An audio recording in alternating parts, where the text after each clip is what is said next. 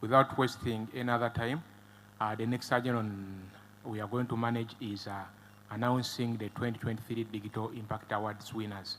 Of course, Digital Impact Awards Africa is a research-based for voting. Several organizations have been voting so much.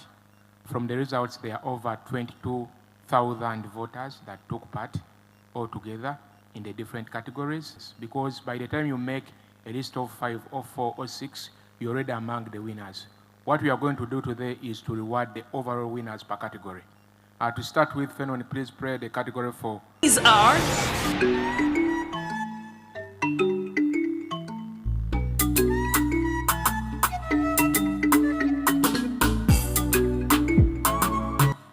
Yes, when we will read the winner, the 2 representatives will come here and receive the accolade. The rest will receive it. We'll do the photos later. So for consumer goods and diamond is the overall winner. Our gold is Jude Color Solutions. Thank you. Jude Color Solutions and representation from Jude Color Solutions. Please kindly come and receive your accolade from the minister. Jude Color Solutions. That is gold. Jude Color Solutions. And the diamond winner for Consumer Goods Digital Excellence is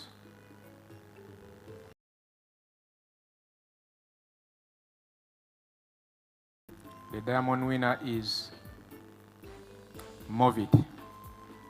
Thank you, Movit Uganda, Movit Africa. Thank you. Yes, as they come forward, receive their accolade. Movit, well branded. They always never forget their branding everywhere. Thank you, thank you. Good representation of your organizations. Thank you. Next category will be Community MFI Banking Innovation Excellence. Fenon?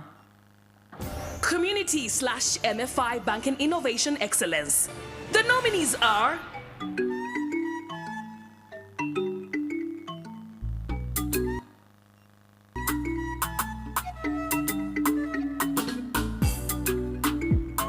Thank you. Community MFI Banking Innovation Excellence. The gold award goes to Pride Microfinance Limited. Pride Microfinance, gold award. Two representatives. Thank you.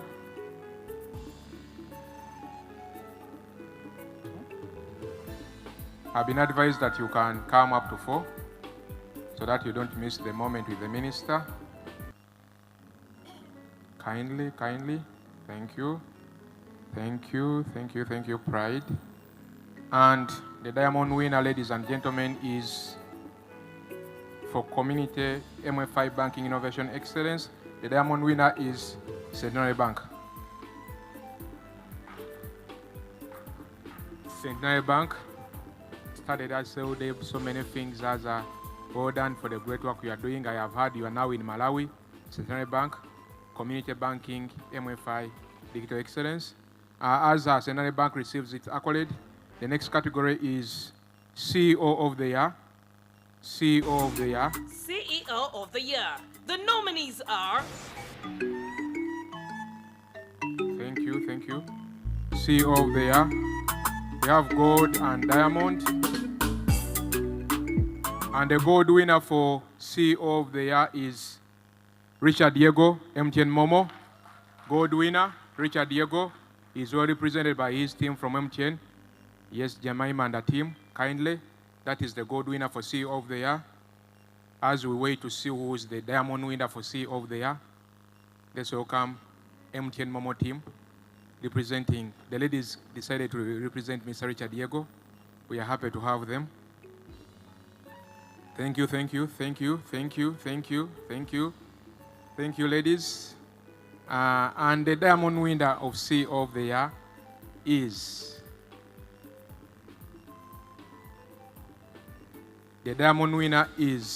as per the public, Mr.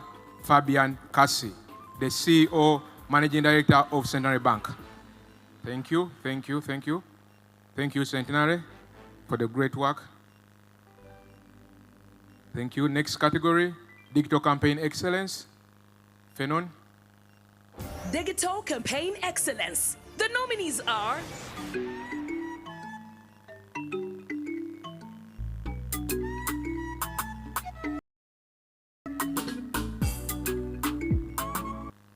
Thank you, CEO of the year, Fabian Cassie. Steve and team, please deliver the accolade in the way it is. Don't be overexcited. Digital Campaign Excellence Gold winner is Kikole Foles with FlexPay. Chikole Foles with FlexPay, Stanbic Bank. Congratulations, Chikole Foles. The Stanbic team should be here. Thank you, Chikole Foles with FlexPay. That is the gold winner. Chikole Foles.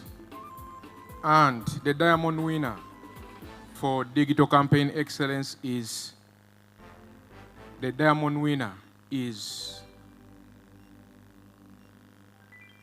Not to Tese Offline by Safe Border. Not to Tese Offline by Safe Border is the diamond winner for Digital Campaign Excellence. Congratulations, Safe Border. The team from Safe Border, thank you. Not Tese Offline. Fenon, please play Community Digital Empowering Excellence. Community Digital Empowerment Excellence. The nominees are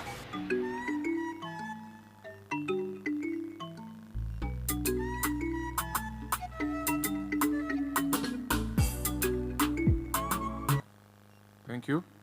The gold winner is for Community Digital Empowerment Excellence is the Oracle Academy. I hope they have representatives. Oracle Academy. All right. For Community Digital Empowerment Excellence is Digital Messaging Platform for Catholic Dioceses by Centetech. Thank you, Centetech. Centetech. Next category is Utilities and Government Services Digital Excellence. The nominees are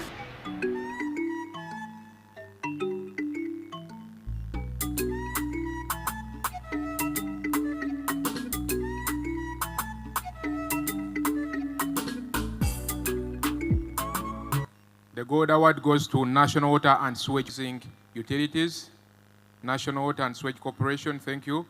And National Water and Sewage Corporation, thank you for, and that is the gold accolade. And the diamond category for Utilities and Government Services Digital Excellence goes, the diamond award, Uganda Registration Service Bureau, URSB takes the Diamond Award. Thank you.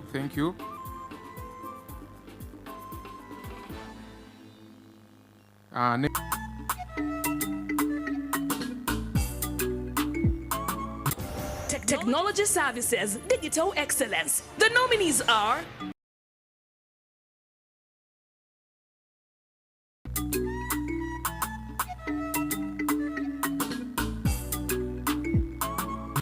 Technology Services Digital Excellence. The nominees are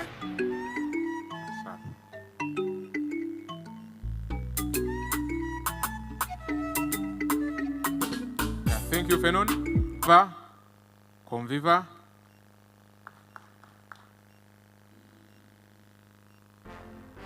All right, thank you. Next category. Digital Banking Excellence. Digital Banking Excellence. The nominees are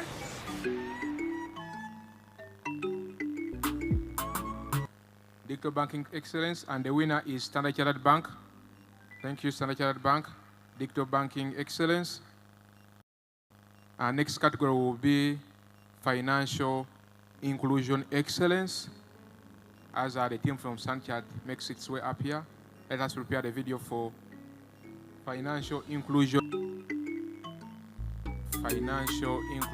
Excellence is the next category. Thank you. And the winner for the category of Financial Inclusion Excellence, ladies and gentlemen, let us welcome M-Circle by Futuring Technologies. M-Circle by Futuring Technologies. Yes, our next category is Financial Services Digital Excellence. Financial Services Digital Excellence. The nominees are Financial Services Digital Excellence, MTN Momo. As MTN Momo comes, the next category will be Banking Innovation Excellence.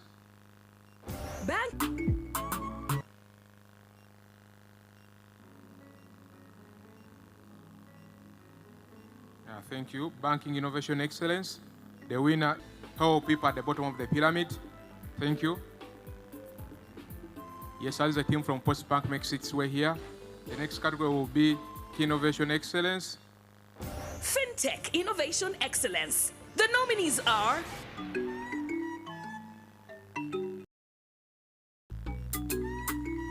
and the winner for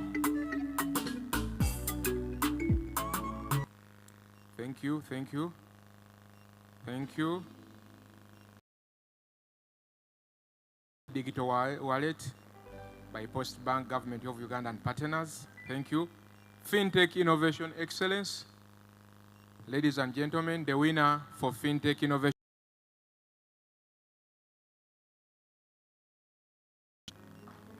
Micro Merchant by Airtel Money wins for the category for FinTech Innovation Excellence.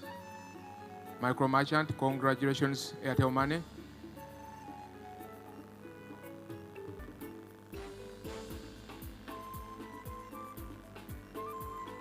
With that out of the way, we are remained with only two categories, and that is Digital 10 years. For Digital Brand of the Year, video for Digital Brand of the Year, Fenon. Digital Brand of the Year. The nominees are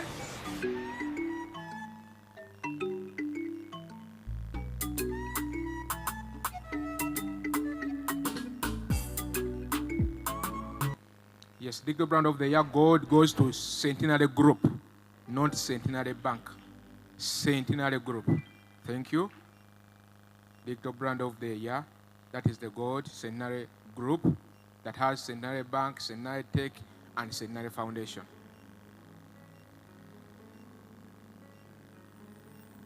And the award for Digital Brand of the Year, last year's Digital Brand of the Year was MTN Momo, this and MTN Uganda, and this year's Digital Brand of the Year is Standard Chartered Bank. Thank you, thank you. Standard Chartered Bank for Digital Brand of the Year. Last year it was MTN, Standard Chartered Bank. And lastly, as we conclude, we have had 10 years. We started at Sheraton, 2-3 years at Sheraton. We moved to Serena, 2-4 years at Serena. We moved to Mistil, 2-3 years at Mistil. We are back at Serena Hotel. Thank you, thank you. Fenon, please play the video for the Digital Brand of the Decade. Digital Brand of the Decade. The nominees are Airtel, Scenario Group, Jumia, MTN Uganda, Mount Choice, Safe Border, National Waters, Stanbic Bank, and Standard Chartered Bank. Yes, and the biggest win of the night, Digital Brand of the Decade, the most important accolade of the night goes to MTN Momo and MTN Uganda. Thank you. Yes, MTN for the past 10 years, they have won Digital Brand of the Year like 3-4 years. They have been pushing Uganda's digitalization, we all know. I invaded mobile money, started so many things, and they are disrupting the market. We congratulate them for pushing massively and getting those so many votes. We are happy for their victory. MTN Momo and MTN Uganda. Thank you so much, gentlemen and ladies. Thank you, thank you. Now that I will thank the Honorable Minister for her time and Mr. Innocent Kawoya, our CEO, for her time, for his time rather. Sure about that. I would request that the guest of honor and the CEO can take their seats, and we'll continue the rest of the program. I see M Sako, you are very happy. You are transforming lives. You are doing great work, just like Hamwepe is doing across Uganda. All right, the minister is very generous. She has said before she leaves, she wants to take one photo with all the winners in front here. Kindly, all winners, all winners. Kindly, let us do it very fast. Come with your accolades. 1, 2 representatives might be enough. But I first have a speech by Dr. Jonathan from COMESA. Then we shall have a panel discussion.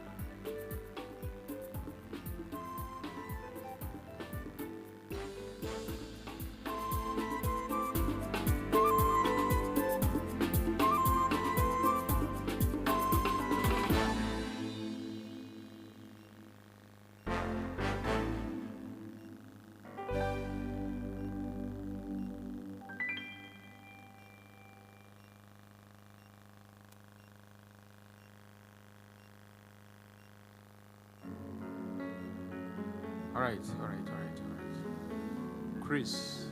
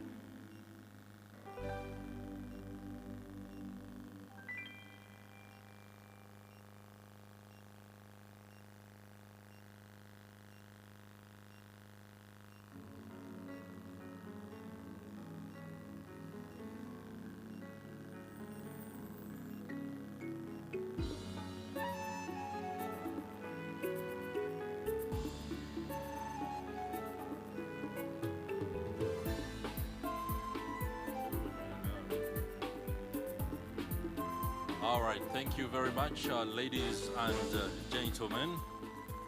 Another huge round of applause for our winners today. It is good when effort, when work is celebrated. Many times, to be appreciated is one of the greatest compliments you will ever receive in life. Increasingly, however, people begin to want appreciation to come with a little bit more. I hope the High People Foundation will work on ensuring that is also possible. As our guest of honor departs, ladies and gentlemen, I would like to inform you that we shall be heading into another panel discussion, after which we shall hear from Dr. Jonathan Pinifolo, who is the COO, DFI COMESA Business Council. He's with us here, and he will be speak to us a little bit later after the next panel discussion.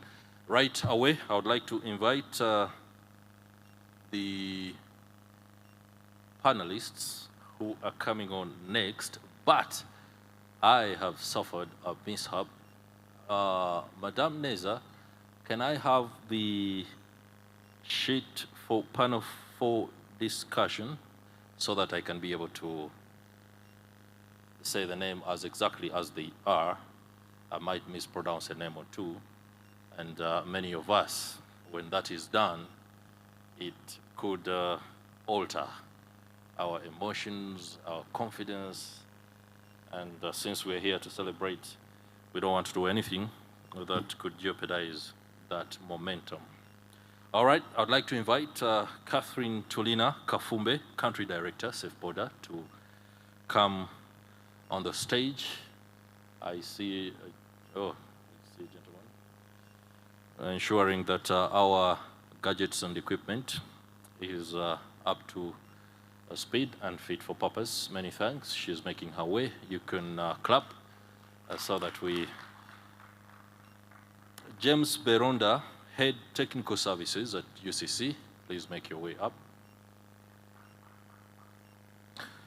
Stephen Kirenga, the Head Product and Business Development at Center Tech. Emmanuel Mugabi, Manager Governance and Risk in ITA Uganda, as well as Flavia Nabukera Kauma, Head of Mobile Banking, Post Bank Uganda.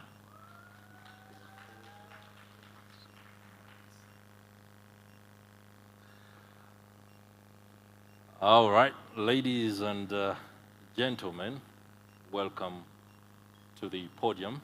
We are glad to have you. We shall be discussing building and running technology that creates value.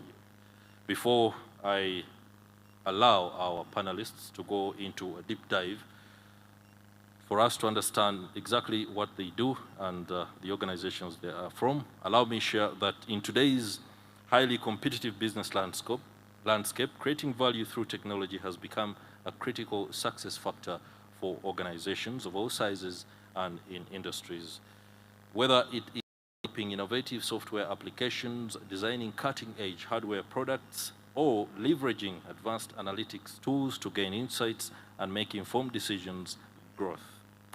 Our panelists this afternoon, effectively, will help us understand how building and running technology, our names are inherent to us.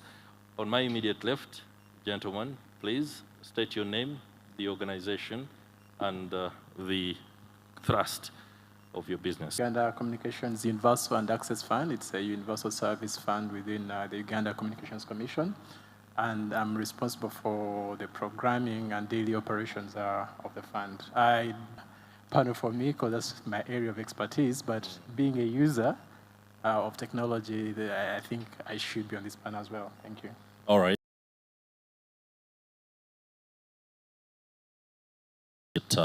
My neck needs to survive, so I'll be using this. All right, the lady. Thank you, moderator. My name is Catherine Tulina Kafumbe. I'm the country director for Safe Border, Uganda.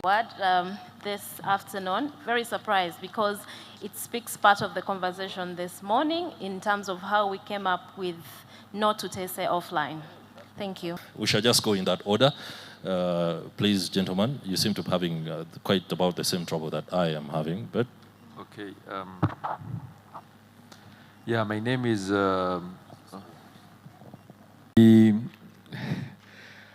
Centenary is it's a 40-year organization, oldest institution in Uganda doing business, expanded recently into Malawi, 110 hospitals, 680 institutions, and ballpark estimation of our audience. And this is important because we are talking about the bulk of those are the people who people call rural, but we call them last mile. So at Centenary Technology Services, our job is that we are using technology to drive inclusion in a very meaningful way. I am happy to be here. Thank you. Mugabi Manuel, working with the National IT Authority Uganda. NITAU is an IT regulator here in Uganda, and we also drive for the fintech space with the cyber laws.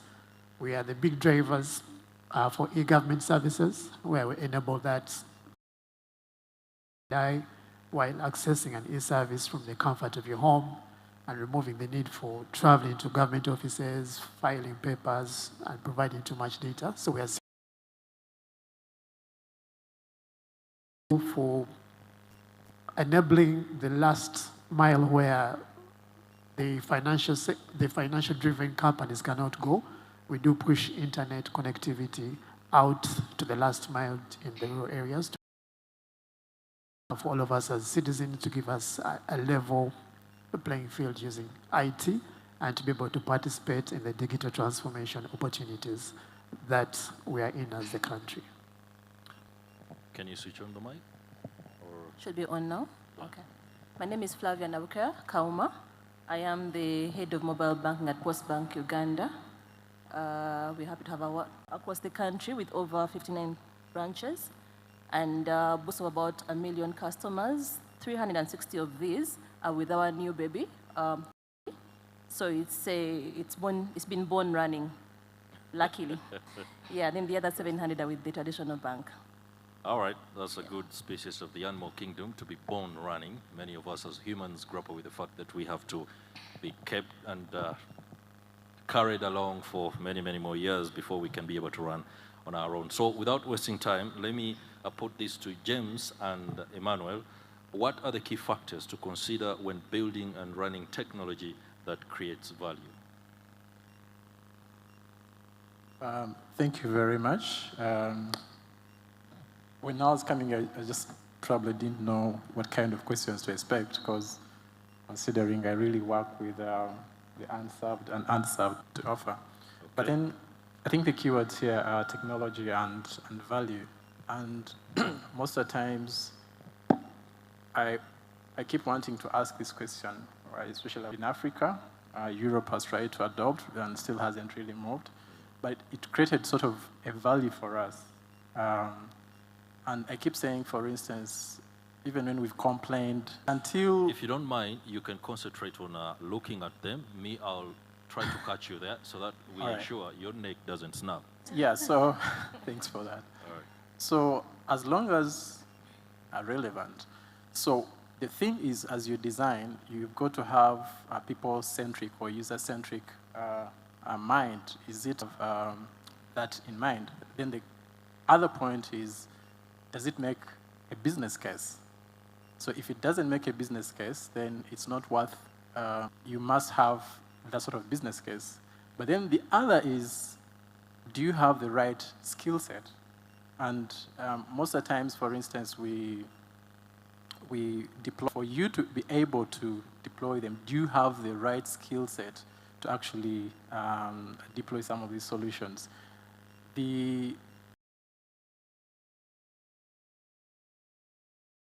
How are your users sort of benefiting out of this? Are you able to have a change sort of management structure in place? Because when you create solutions and you do not management change structure, then it becomes difficult in terms of adoption and uptake. Those are some of the things I could probably think about for now. Okay. Yeah. Thank you very much. Emmanuel, it's pretty much the same question. Building and running a technology that creates value. At NITA, Uganda, you are basically a convergence of data, and when it comes to perhaps digital identity verification, your services pretty much come in. What is your value proposition? Thank you. Thank you. Looking from the builder's perspective, as James has looked at the user experience, from our perspective, it's about scalability. When building technology, you have to factor in that users grow, because where there is value, users will come. Like most of the people that have won awards, the gentleman on my right and the lady here, they all talked about scaling, and I think all the people that won awards have quite big users. So even as we have this in mind, it's about being able to build a platform that can easily scale as users grow, as the demand grows, and then you also need to tap into that as you're ready to serve that trend. The other perspective when building is around, for people in the room, compliance and regulation. The keynote speaker, Alan from Bank of Uganda, did mention that perspective, and it has come out quite a lot. So it's important to build and not get into trouble with regulation, because that can affect you. And then one that affects you and I, it's about trust. Is my data safe? Is my money safe? If I have a certain amount of money in my account and I wake up, is that money still there on the account? Who is accountable? So that's the other dynamic to add to it. cyber privacy and trust that need to be factored in while building technology solutions. All right, thank you very much. Let's now have Stephen and Flavia's view on how organizations ensure that technology solutions align with overall business objectives and goals. Stephen? We have a king as the head of the Commonwealth, and I understand that phrase is no longer ladies and gentlemen, it's now gentlemen and ladies. So if you don't mind, take it on. All right, I thought it would be ladies first, but nonetheless, I'll have a stab at it. I think aligning technology with the business, the first part is that you, the person that is trying to drive the agenda of technology, how credible are you from an experience or skills perspective? The year is coming to an end, and if I'm to ask around the room, what have you done this year to improve your skill set, apart from coming to high people? If it's a tough question for you, then maybe that should be something that you can work on, because essentially what you're doing is that unless you are these days they call them planned kids. Unless you're a planned kid, you're likely asking for money from somebody, right? For either a board or an institution. Now, why should someone trust you if you cannot give them the confidence that you know what to do? So it's important that, one, you're credible as the person driving the agenda. On the second hand, you need to be able to associate the business growth in a tangible way to technology investment. Post-COVID, even as the director said, Mr. Kawere said, we've seen that post-COVID, IT has become the thing, technology. In Uganda, what James didn't tell you is that UCC mentioned that we've had a 51% growth in internet traffic across the country. 51% year on year. That's, that's huge. What we failed to do in 10 years, we've done in 1 year before COVID. So it shows that there is an appreciation, an adoption. So now you need to relate what you want to do in the business to how it's going to grow. And the good thing about tech is that tech is measurable. If it's a fintech and you're looking at websites or your customer touch point, you can measure number of visits, you can measure referrals, you can, pay-per-click, etc. There are tools that can help you measure the impact of your intervention, which then can consequently relate towards how you associate technology to business strategy.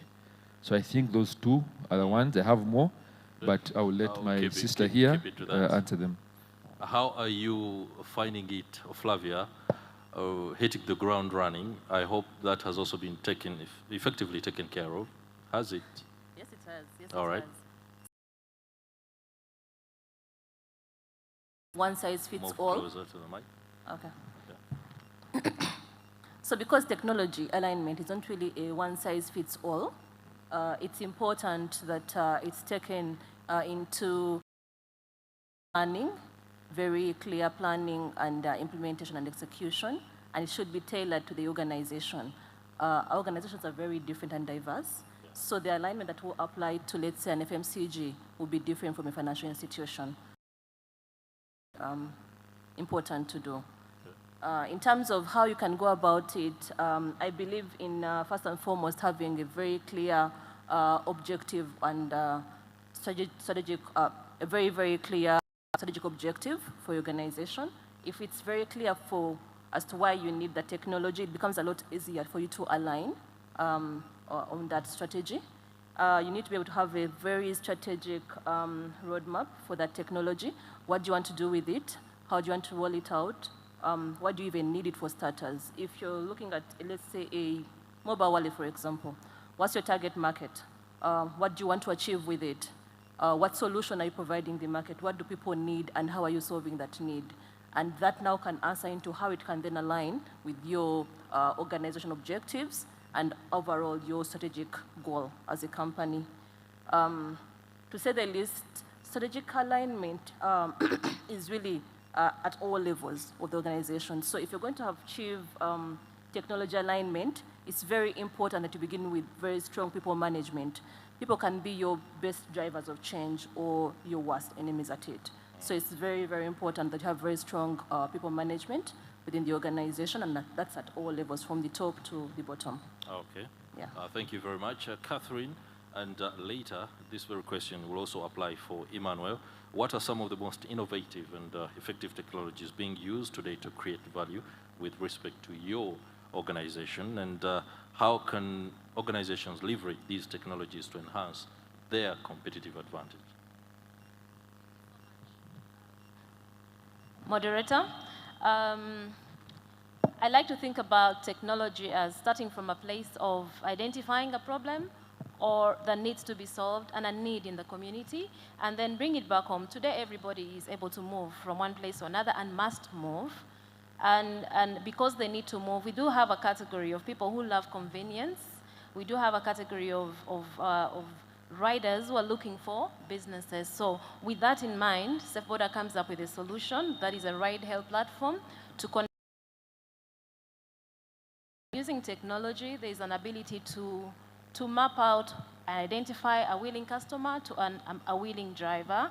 And through different small algorithms there and here and there, you're able to identify the best price, so the customer does not have to negotiate or have different conversation with the rider upon arrival, and then they can use Google Maps to identify the distance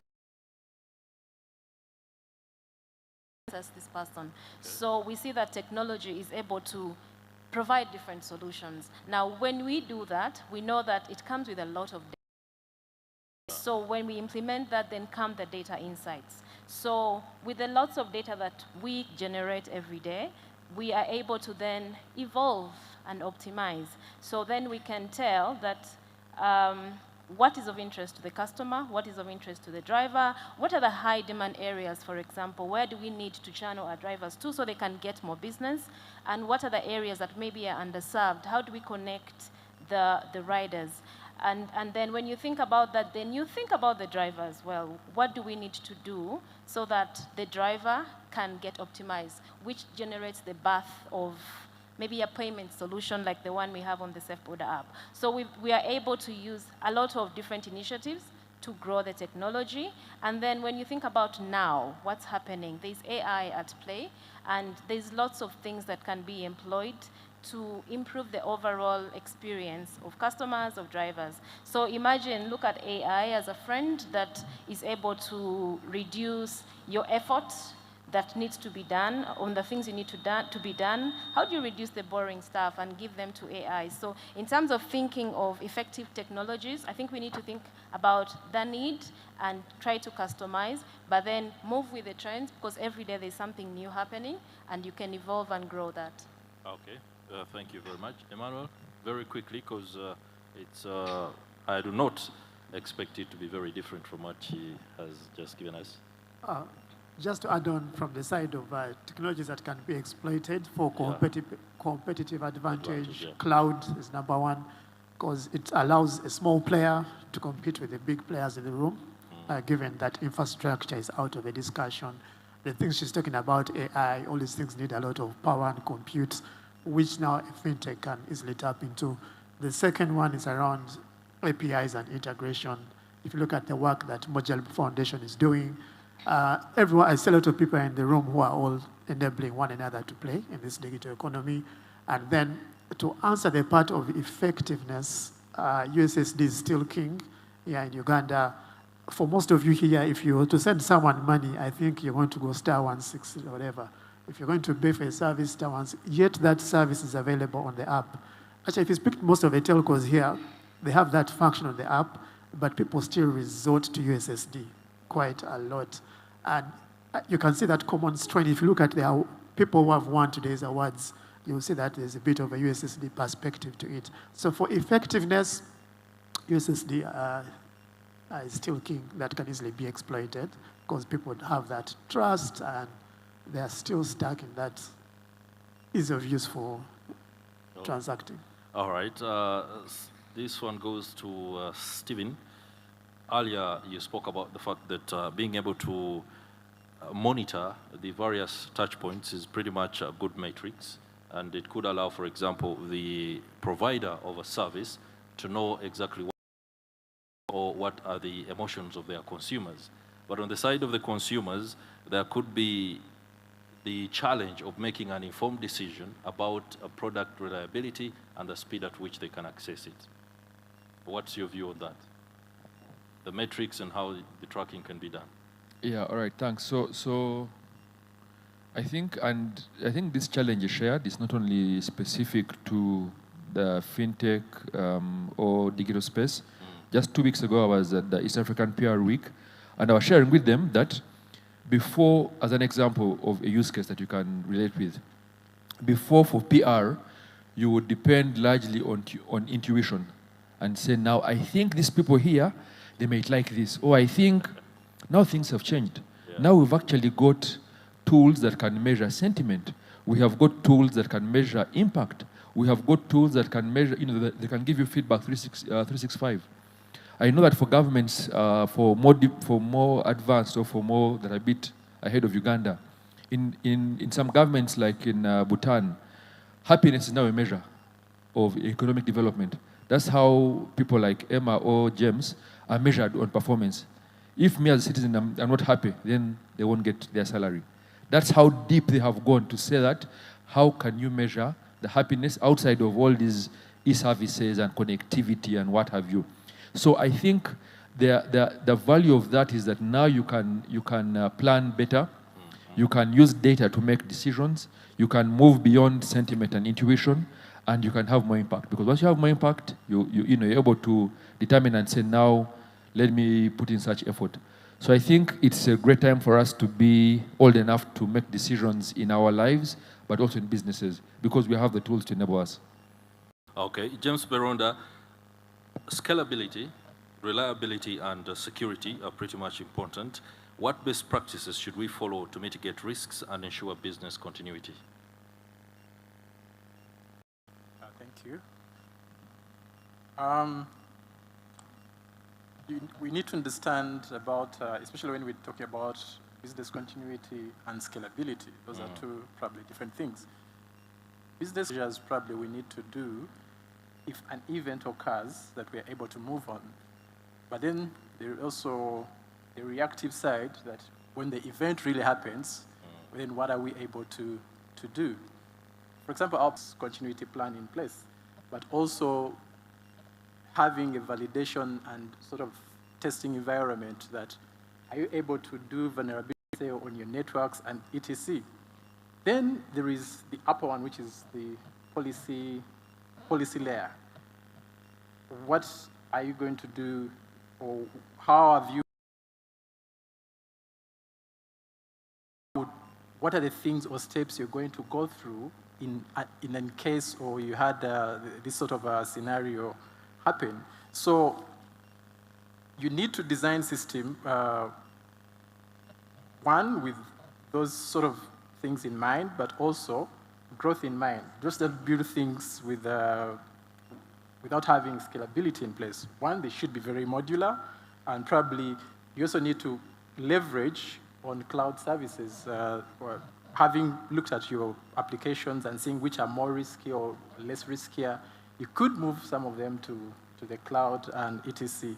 But then also, how often, for example, do you do vulnerability tests on your systems? For example, SafeBoard, and right now, if we hacked into you, how quickly can you get your business up and running in the shortest time possible? So you should be able to sort of do these penetrative tests onto your systems and things like that. But also understanding that you need to train your staff to understand the risks involved and how they would handle them in an event they actually occurred.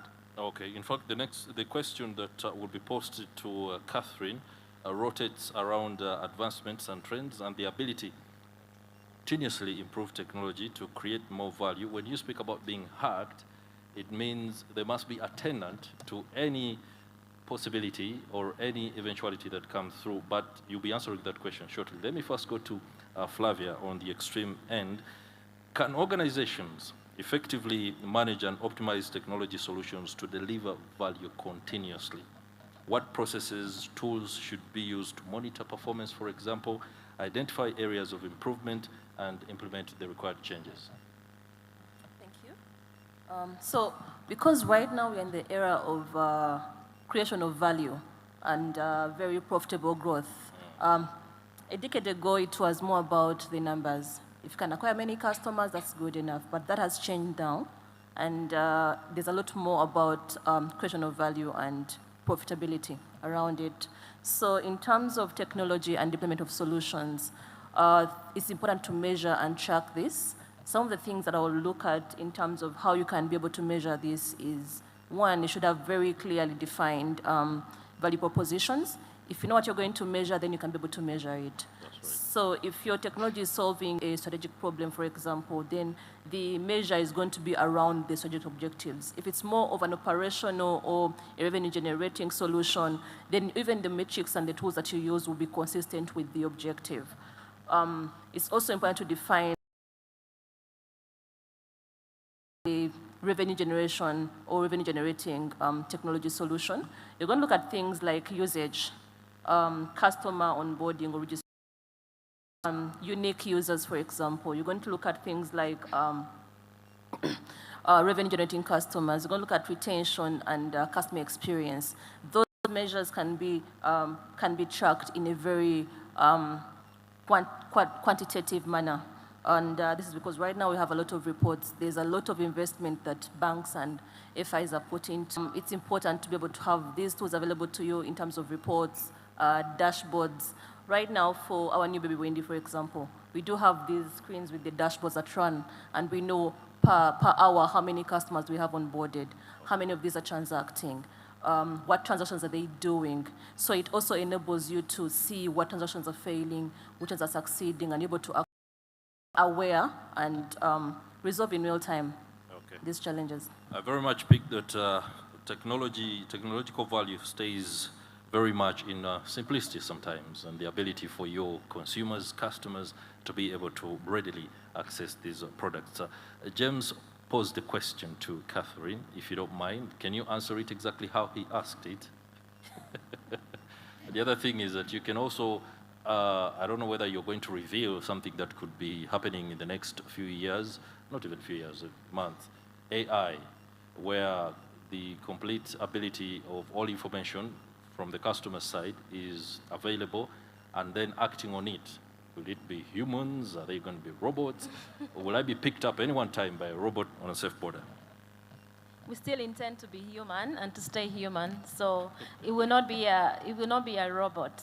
And to speak to James's question on the risks that are involved.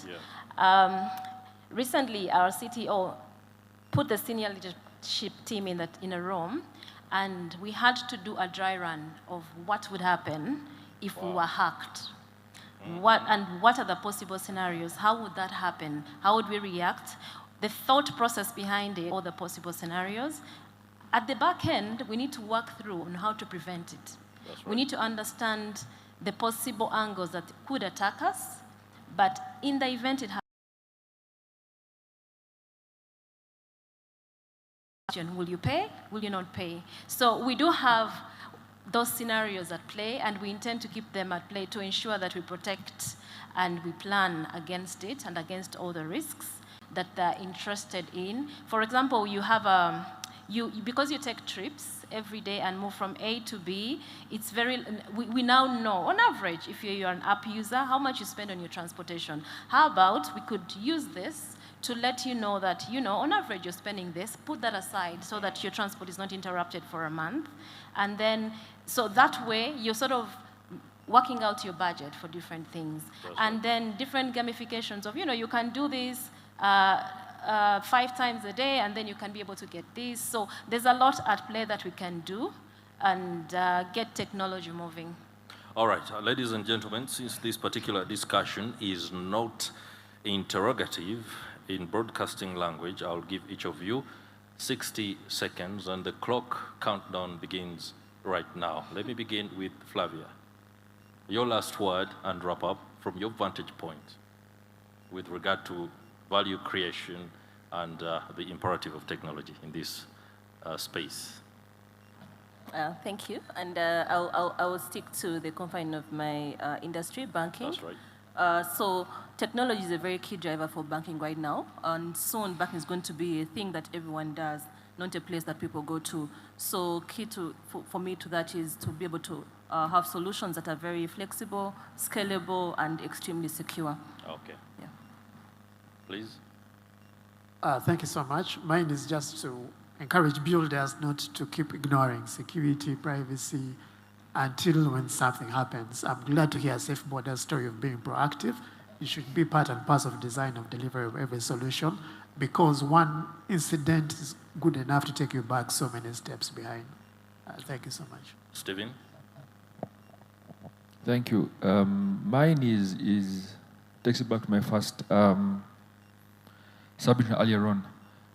If you had to learn something today from my submission, it is that please look for a document called the Digital Transformation Roadmap. That document is going to be the basis for all national initiatives related to digital and to technology. If you have not been able to do some kind of course this year, that's the one. Better yourself, become more credible, and that is how you can be sustainable, especially in the world of digital. And thank you all for voting for Centenary Family. And congratulations again. With regard to that particular point, earlier, Mr. Andrew Kawere, the Deputy Director of the National Payment Systems Bank of Uganda, delivered a very insightful speech, and I had asked the team behind to ensure that those who registered their emails can be able to receive a soft copy of that. The digital transformation roadmap was pretty much something that he hammered down. I'll ensure that Catherine is last because she had just answered a question from you, James Beronga. Mine is about technology and value. Most of the times we invest quite heavily into technology, but the question is, are we really analyzing how much value for cost of a penny? And most of the times our IT departments are very quick to ask us for budgets, but we never go a great length to ask them what is the value you're actually bringing on board. So I think that's something, especially senior management and the board at that level, those are the kind of questions they need to be sort of asking. What value are we bringing vis-a-vis what we're spending? All right, Catherine? Thank you. I think to the leaders in the room, I would encourage that we have innovation as a very key factor in our boardrooms and in our meeting rooms, and create an environment that allows for safe experimentation, where we allow employees to take calculated risks, because through failure is the opportunity for learning. And if you think about Safe Borders' journey into Safe Car, it all came from a community room where one of the staff came up with the idea, and then it was a challenge for us to advance that technology. So let's allow for experimentation and community conversations. All right, Catherine Tulina Kafumbe, Country Director, Safe Border, many thanks for that. James Beronda, Head Technical Services at UCC, many thanks. Stephen Kirenga, Head Product and Business Development, Center Tech. Emmanuel Mugabe, Manager, Governance and Risk at NITA Uganda, as well as Flavia Nabukera Kauma, Head of Mobile Banking at Postbank Uganda. We are emboldened by the insights that you have shared, and I hope you can be able to make informed decisions, especially those within the audience, for your organizations to ensure that you enhance operational efficiency, improve customer experience, increase revenues, but most importantly, drive growth. Many thanks to the panelists. You can make your way to your seats.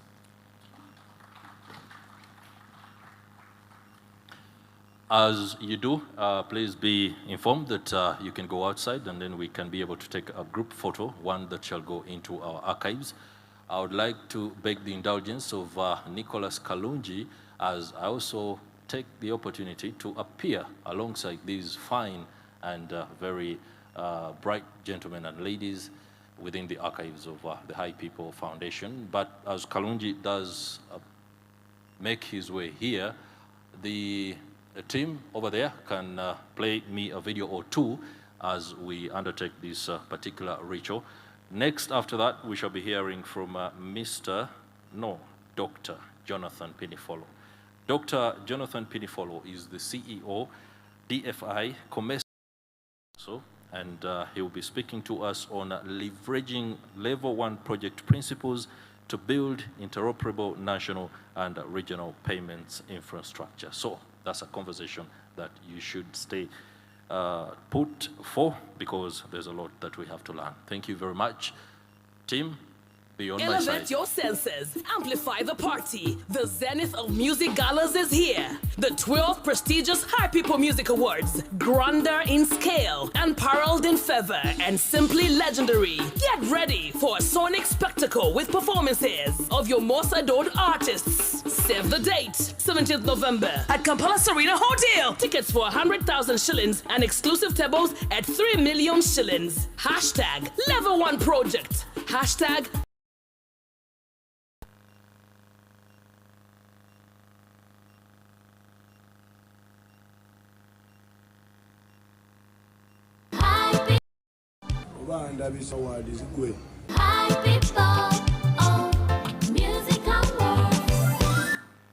Interesting there to hear that Alien Skinny Somakone Kakoza Mutali. Other event of the day gets underway a little bit later. I have been excused from that photo opportunity, and gladly I would now like to invite Dr. Jonathan Pinifolo to come and deliver this keynote speech. A round of applause as the gentleman makes his way.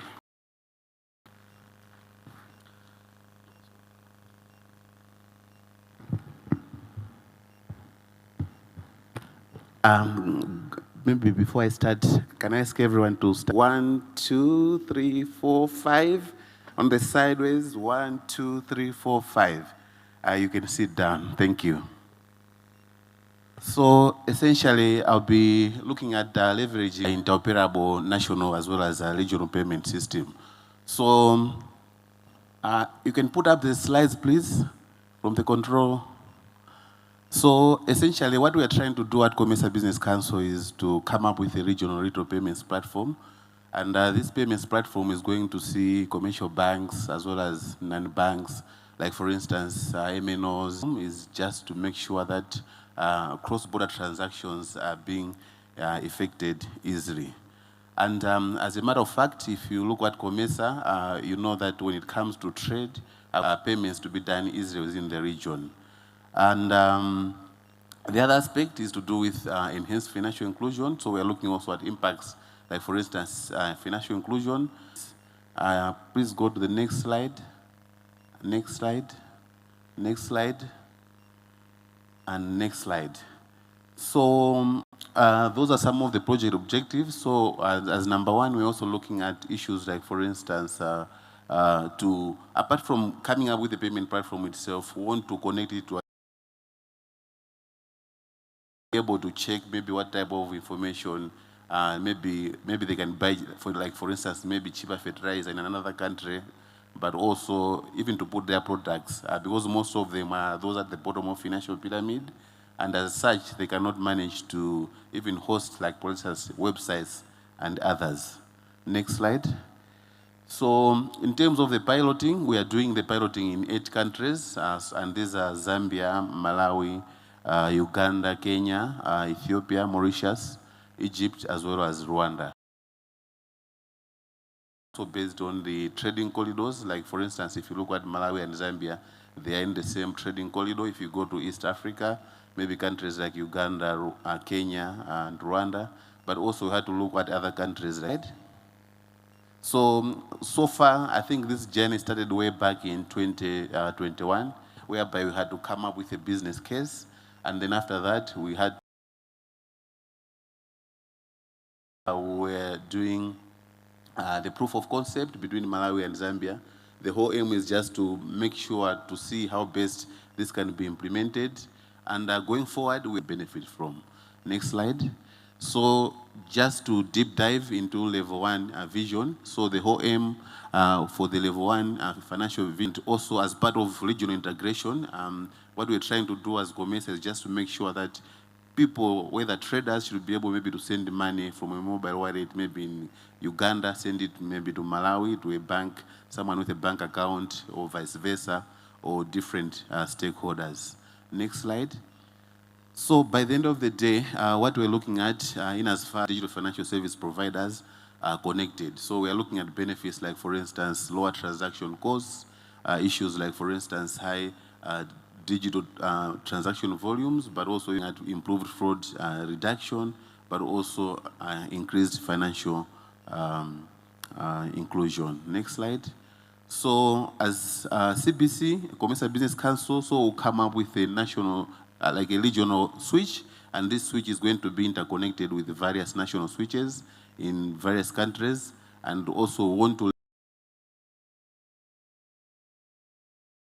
get connected even to the various DFSPs. And it was good to learn that even in Uganda, the program is underway to come up with a national switch. Next slide. So just maybe for those who might not be aware, so those are some of the level 1 design principles. So we're talking about issues like, for instance, real-time payments, but also interoperability is very key, so that even when it comes maybe to traders within the commercial region, they're able to send money from one country into another. We're talking about issues like, for instance, good user experience. We are looking at use cases that can drive scale, but also above all, we're looking at issues like, for instance, enabling programs. I think we have heard more people talking about capacity building, lack of necessary skills. So this is also some of the issues that this level 1 design principles is trying to address. In terms of interoperability, that's what we're trying to do. So as the regional payment platform for the COMESA, want to connect, as I earlier on pointed out, want to connect commercial banks, non-banks like MNOs through the regional retail COMESA switch. Next slide. So those are just some of the committed participants, like in the proof of concept between Malawi and Zambia. Next slide. The other important thing also that should be noted in as far as this level 1 design principles is concerned, is about government support, but as well as also regulatory oversight. So I must say that in 2021, the Commercial Heads of States endorsed the project, but also we have been working hand in hand with the central bank governors. The other issue is to do with user programs. So we have developed also so many programs that will help MSMEs. Like, for instance, in our case, the program is targeting women. Programs that should help them to use the platform, like, for instance, digital. We have got courses like digital platforms, financial literacy, e-commerce, business management, and others, which are being delivered through the e-academy, but also some of them are being delivered in person. Next slide. So this is the last slide. So in terms of the way forward, and going forward, we're looking at coming up with the payment platform itself. We're also looking at having like the use cases that should drive scale, like for instance, at the issues of affordability, because by the end of the day, most people will be able to use platforms if they're affordable. We are also looking at issues like, for instance, good end user experience. And once the platform has been related into this regional retail payments platform. And finally, we'll keep on monitoring and evaluating the payment scheme, because by the end of the day, projecting at is to say we have to have at least like a 10% increase in intra-trade within the commercial region. Next slide. Thank you for your attention. I tried as much as possible to be very fast. Thank you very much.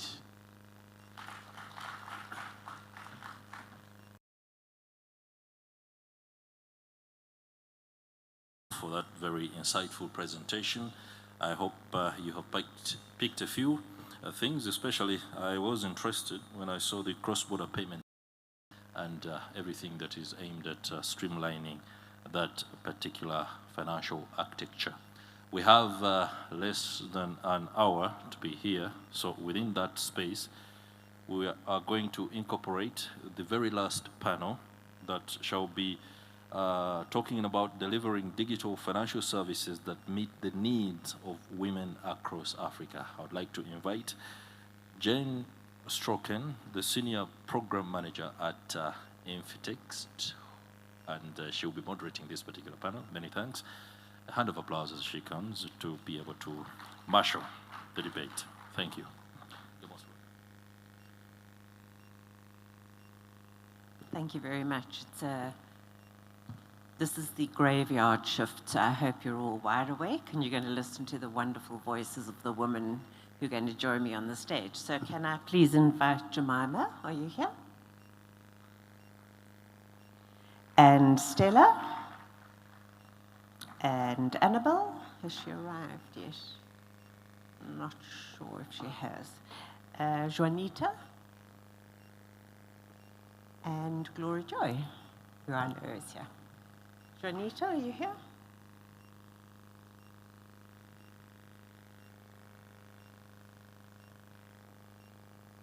I'm sure as they arrive, they'll join us on stage. Some of them got waylaid on their way in. So I'm going to just introduce myself first. My name is Jane Strucken. I am the Senior Program Manager and Agile Coach at Infotex. We do a lot of supporting of the Mojulib community and work in the digital financial space. We are very honored to be here. My colleague, Dr. Warren Carew, is here as well.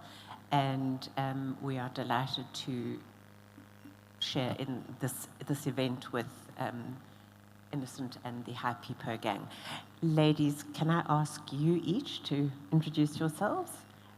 Just give your names and who you are and what your interest and focus is. Okay. Go ahead. Hello, everyone. So my name is Glory Joy Intiobing. I come all the way from Ghana. I am the Country Operations Manager for Jumu, Ghana. I particularly am interested in financial inclusion, specifically looking at its focus on women. I'm an entrepreneur besides my 9-to-5. So in everything I do, I want to make sure that other women just like me are able to get the necessary resources in order to make them, economically viable and economically stable. So that is what pushes me and that is what drives me. Thank you. Great. Can you hear me? Yes. Okay. I'm Jemima Karaoke, and I'm the Chief Product Officer at MTN. Reminder, we won the most coveted prize, MTN Momo.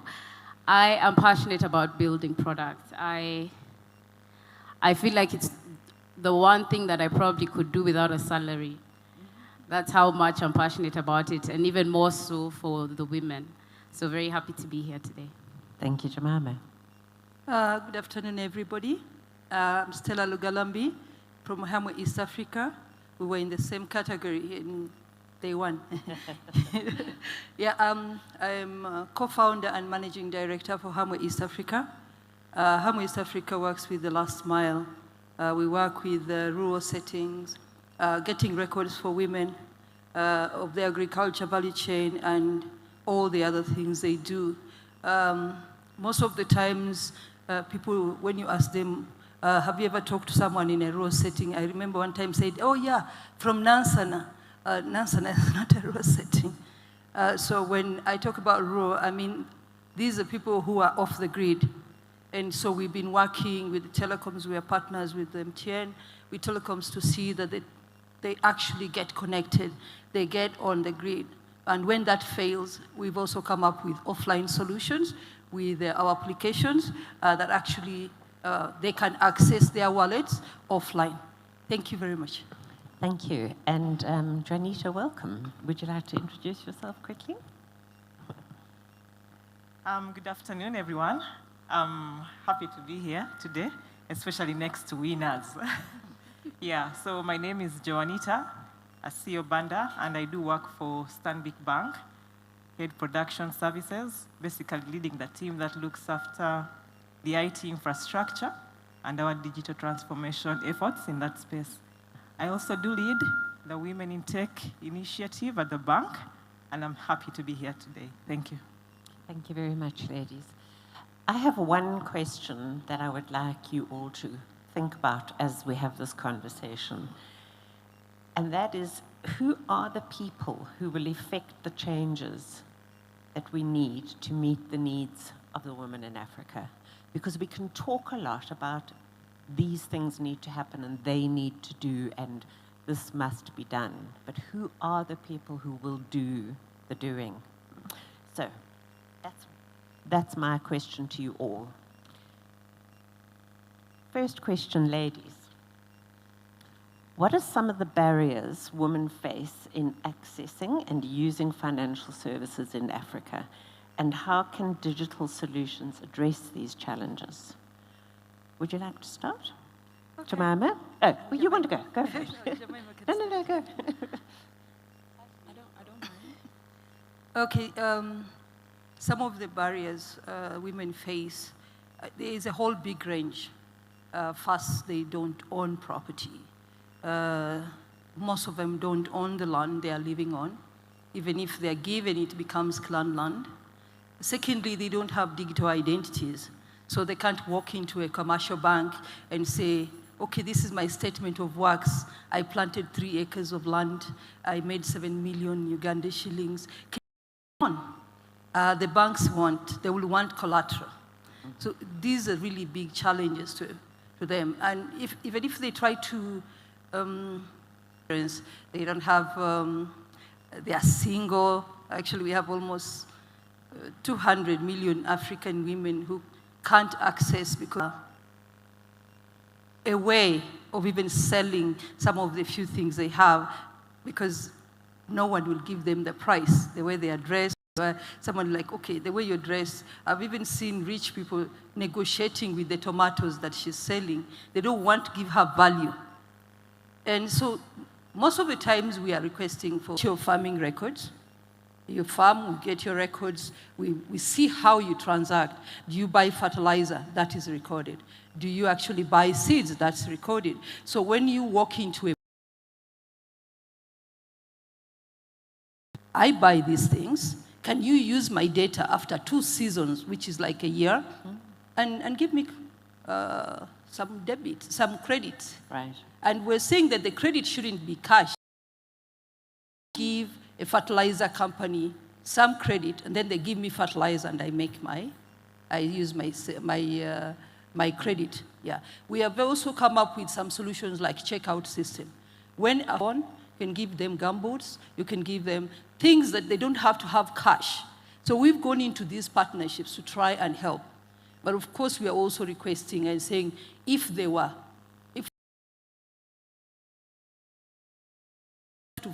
formalize every person, digitize every African woman, and have their records, then it would be easier for them to access commercial loans. Thank you. There's a challenge. Digitize. Yeah. Mama. So I would say we've made improvements. I'd like to believe like in the last, say, 10, 15 years, we've made the same place we were when our parents or, like my mom. I can't put myself in the same place, right? Because I think there's been a focus on the girl child. And I think companies are alive to the fact that women have to be included. So yes, there are barriers, but I think we need to acknowledge that there's been progress, right? But beyond that, I think when it comes to barriers, the onus is on us, and maybe to even answer the question that you asked, the onus is on us as corporates, companies who are coming up with products, for example, to consider that woman, that rural woman that she's spoken about. How do I reach her with the products that I come up with? So it starts with perhaps the design of the product.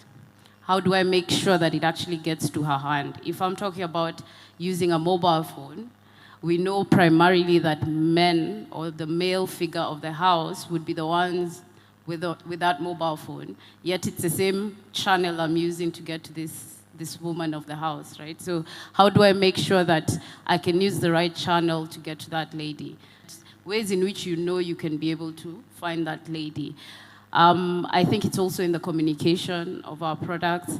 So for example, you can either use mainstream media, which is likely not. So I think it starts with us. It starts with how we craft our products, the channels we use to get the product to the woman, and finally the communication. How do I get? It's possible, but it starts with how we build these products. Thank you. Gloria Joy? Okay, and to add to what the ladies have said, which is the behavior, right, aspect, where naturally women are inherently risk averse as opposed to men. So you can have a product that, a general product, but you'd realize products, we have to be deliberate, we need to understand the woman, and we need to understand that, again, women as a whole, we are not a monolith, right? So if you are serving a woman in the rural area. All right, thanks for the question, Jen. Trust issues and security are still a big deal. And this morning, the first group of panelists that we trust this invisible person. So what we see in Africa, and I'm sure for a couple of countries, is that women tend to keep money in very interesting places. Even the corporate ladies here, I'm sure when you're going downtown, you tend to actively getting involved in, the digital financial services ecosystem. And technology really helps a lot to give you that level of transacting. That also gives you a level of confidence that actually there's security being considered here and there. But also the other thing maybe to the digital transformation roadmap that Steve on the last panel talked about. Today we've got an internet penetration level in Uganda specifically of 43%. So what that then means is that it's to say that there's still much more that we can do together. And the fact that at a national level, these are conversations that are being held, to say that 60%, we want to make sure that we're talking 4G, 5G, 6G, and so on and so forth. I think that's comforting. And digitally, that should be able to solve for that, such that we have more financial services be designed to specifically meet the needs of women in Africa. And what are some of the key considerations in this process? Okay, thank you.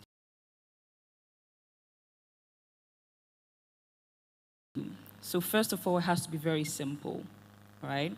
The UI, that is the user interface, has to be, again, very simple, very clear. The language has to be very clear. And as well. I'll give you an example. So I am a trader, besides my 9 to 5, like I said.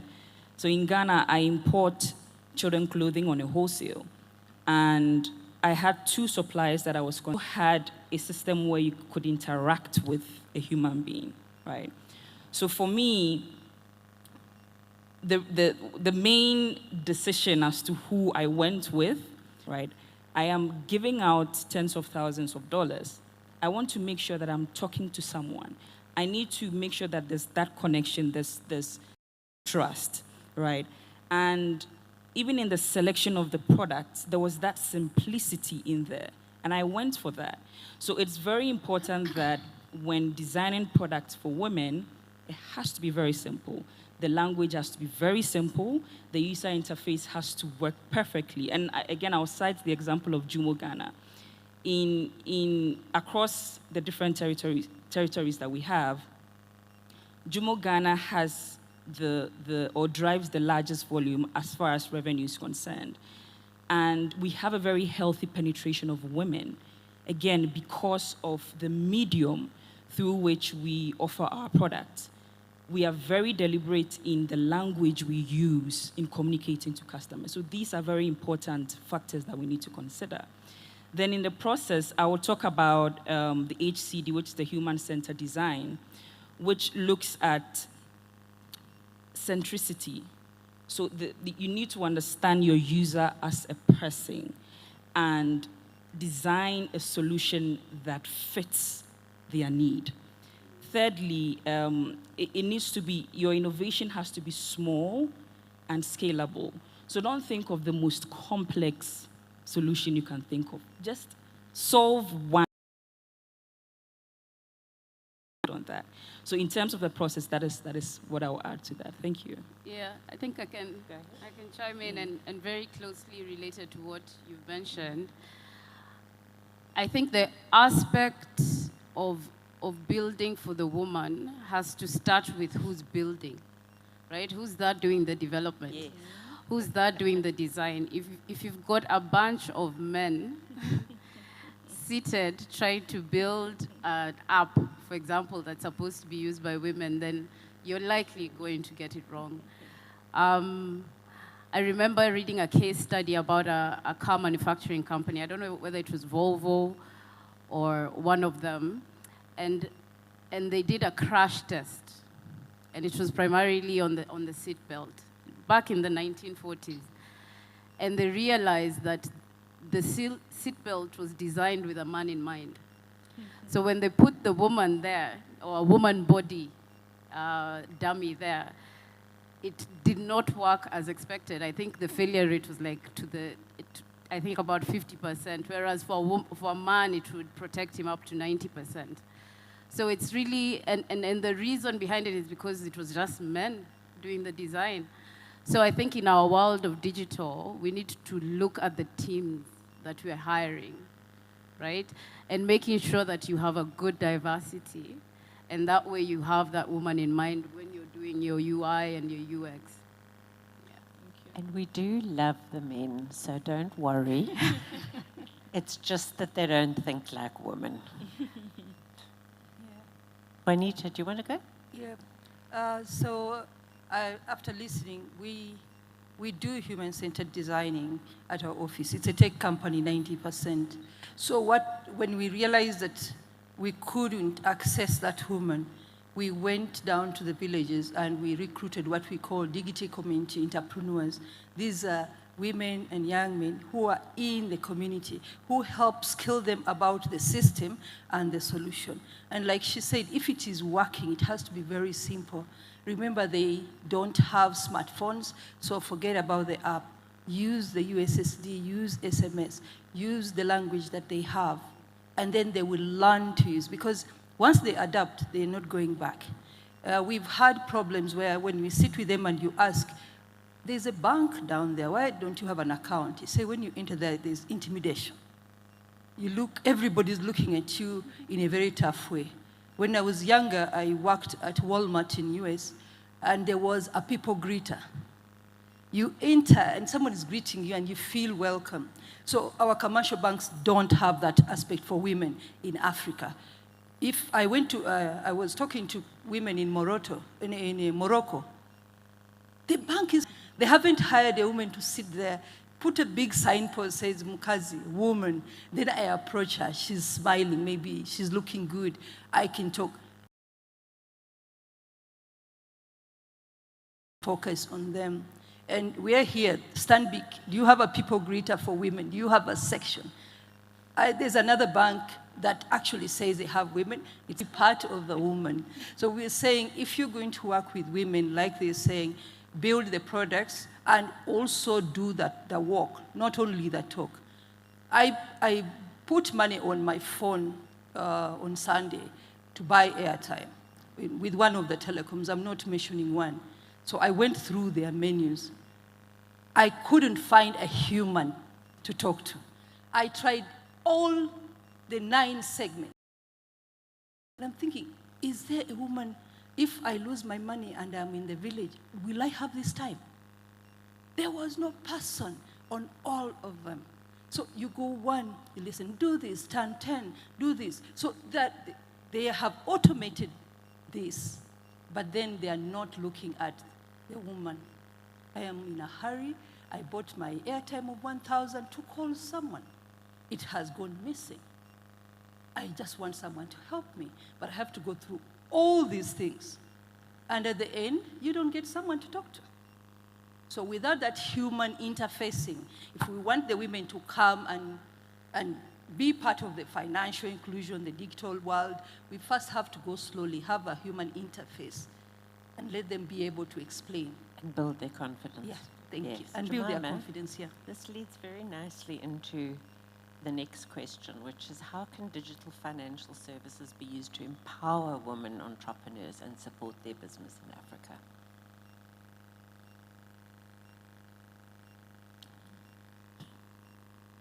All right, so from what we've seen so far as a bank, most of the women entrepreneurs that we've interacted with really are looking for credit facilities.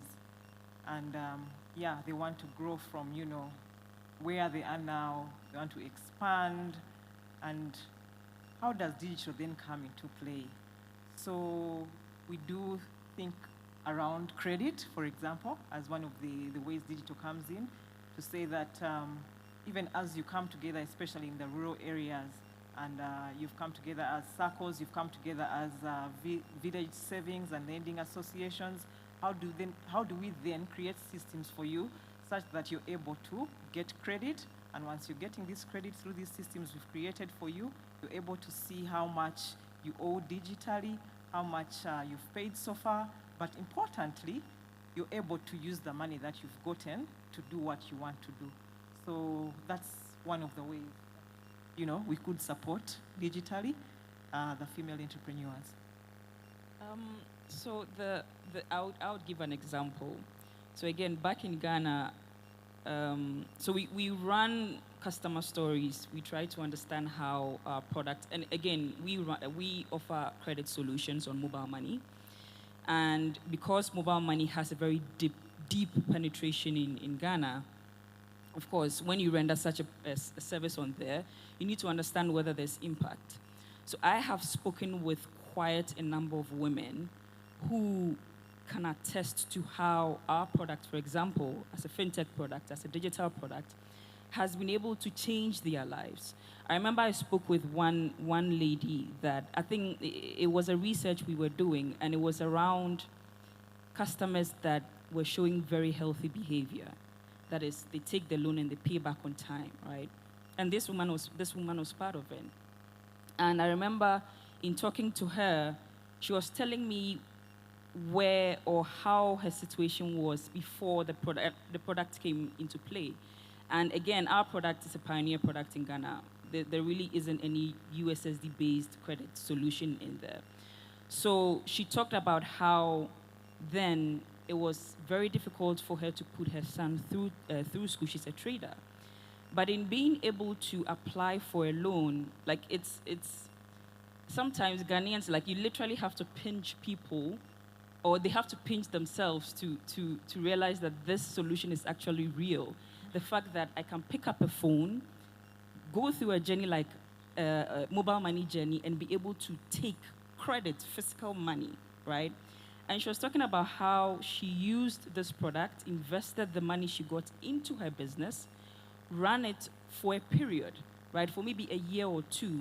Because of this, she's able to put her children through school, and a project that she was working on, which was building a house, she's been able to complete it. So she was even making suggestions as to how we can create solutions that is more in a community form. Women like to be in communities. So create a solution where I know I have a few of my female market women in that port, and we come together and just create a solution, a digital solution for us. So I think it is a very, very important driver. In one of the panel conversations, I think a question was asked in respect to the banks and fintech and the competition in there. I think fintech is an enabler. It is just to enable what the banks currently do. And because of fintech solutions, because of DFS, this digital financial solutions, we've been able to penetrate the masses that I don't think as Africa as a whole, we would have been able to do that. I saw this document in Ghana where we had a target of getting financial inclusion to 85%. Thanks to MTN Mobile Money, we are now at, I think, 93%, thanks to DFS, thanks to digital financial solutions. So certainly, we cannot underestimate the effort of digital financial solutions in how it supports women. Thank you. Thank you. Jemima? No, I think they've said it all. I don't know if my panelists agree with me, but what we've noted is that women are the best payers as far as credit is concerned. And they're also loyal. So if you look at the products that you take to market, you find, if you're really looking around the demography of gender, you can clearly see who stays with you the longest. So I think the onus is on us to also come up with competitive products that are probably charged differently. So, you know, the interest you charge, maybe the men would be different from the women because they've already proven to be better customers for you. So I think it's in small things like that. And we're already in partnership with a lot of banks, Jumo, etc. So I think those are the ways in which we could come together to actually serve this woman. That's using a bit of incentive as well. Correct, yeah. Okay, yeah. When you look at women entrepreneurs, they always start very little. And so accessing money becomes a little bit of a problem. Look at the market women, because I'm really looking at the masses here. They need an equivalent of $100 a day to serve and cook, and she can pay at the end of the day. Can we have those kinds of solutions? Because I'm not borrowing $10,000. I want $100, and I will make $140 at the end of the day. Who can lend me that money? So those are the kinds of products that actually will improve these women entrepreneurs, because they have so much to give. And if you actually go in the market and give that loan, at the end of the day, you will make more money than giving one person taking $10,000, because you will be giving them. So are we going to build these products? Are we going to have, I one time had a conversation with the regulator. They're still using old-fashioned rules. The regulator tells the bank, pay 2% here, 3% here, 3% here, insurance, everything. You're not going to encourage the woman entrepreneur when you're doing those kinds of things. Can we at least innovate around regulation so that the commercial bank is also not fitted? Because our commercial bank, there's already a cut, gives nothing less than 7%. So how is he going to give 7% to an entrepreneur? He has to give 17. Because when you add all the little things they're adding to you, the escrow, how much you should have, then you end up, the least you can give her is 13%. She can't survive like that. So we need to see how we can change these old-fashioned rules that actually don't work for the African woman entrepreneur. I would love you to just for a moment or two go back to your original point around the collateral that rural women have available to them, and whether it would be possible to innovate around that kind of collateral and their need for $100 rather than, you know, $10,000 and 17% interest. Yeah, I'm actually glad to say that we are in partnership with Stanbic, and we are working around the woman farmer being able to access credit without having any collateral. Their collateral is the data. You've been farming for 4 years. We have that data. You can show that actually I make my money. So we are starting something that is actually good with that kind of partnership. And that is a digital service. Yes. Yes. Thank you. Just one last question before I get on to the very last question is partnerships. What is your view, each of you, on the value of partnerships and particularly different stakeholders in trying to enable women to move from where they are to where they're trying to go, or where they aspirationally want to go? Who are the key people in those partnerships that we need to bring on board into a digital journey? Okay. Anybody can go. Can go. Yeah. Okay. I would say what we're really good at MTN is partnership. You know, I can say that out loud because I think we are partners with each party here. One in particular that I am really proud of is the partnership we have with Clinic Pesa. And I think we have one of our partners here as well. And it's powerful in the sense that, you know, Clinic Pesa is a health product. And when you think about health products and you're taking it to market, you'll notice the people who sign on are women because of our nurturing nature, right? So you think about your kids, you think about your husband, you think about yourself, and you want a product that would allow you to save for those days when you really need the money, right? So for us, harnessing a partnership like that, you know, MTN could go out and try and build a health product on our own, but will we succeed? I don't think so. It comes with people who understand health, have the connections, because this is a product that had to go to the rural areas, be able to put them together in, you know, you go different districts, put them all together, talk about this product, have them sign up, and then support them through that journey. That is not something that we'd be able to do because it's not our core capability, it's not our core service. So for me, it's harnessing the power of partnership to take your products to the next level. Awesome. All right, thank you. I would maybe also speak to, first of all, partnerships are like really, really, really important if you want to scale on this agenda. A very key partner that comes to mind is government in any country, you know, because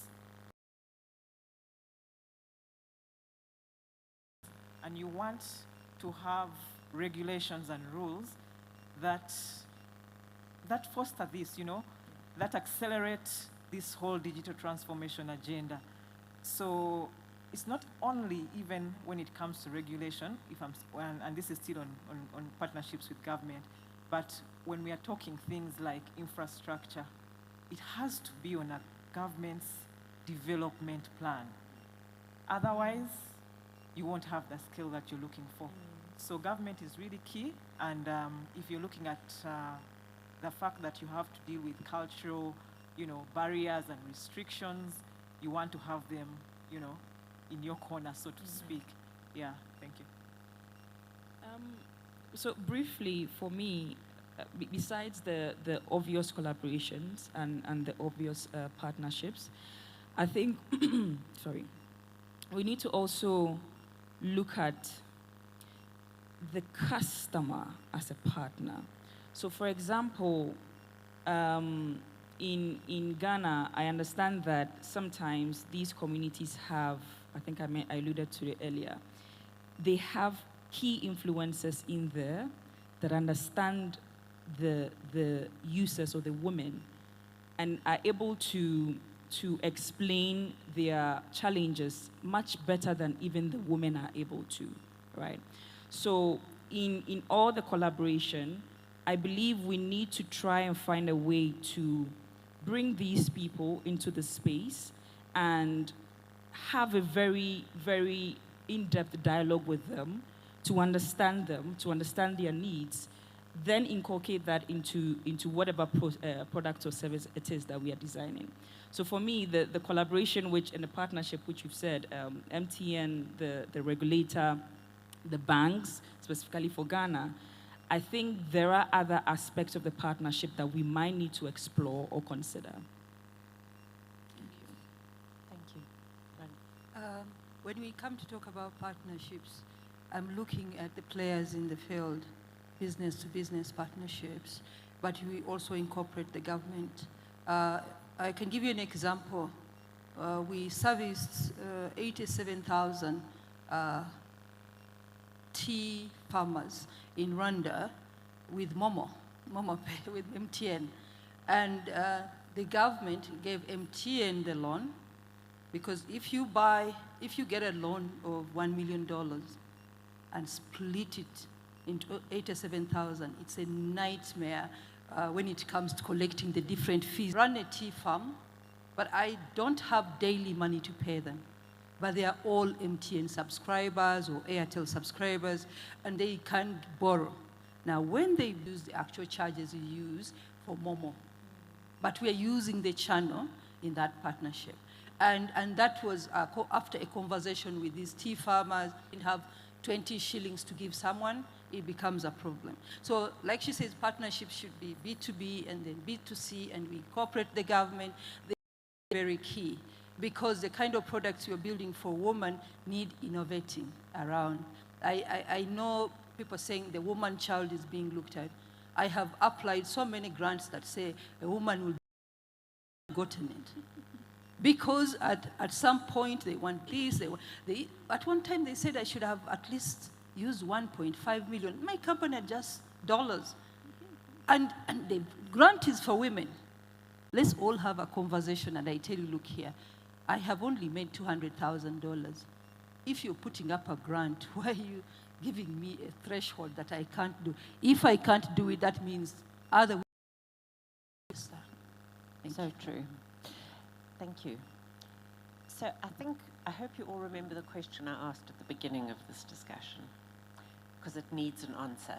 And I think around women and bringing women into not just opportunities, there's education, there's health, there's an array of activities that are needed to support women to get out of the place of being unbanked, uneducated, dependent people. And I would like to thank you, ladies, for your fabulous contribution. And I wish we had another 3 hours, because I think we could sit and chat for another 3 hours. Ladies and gentlemen, thank you very much.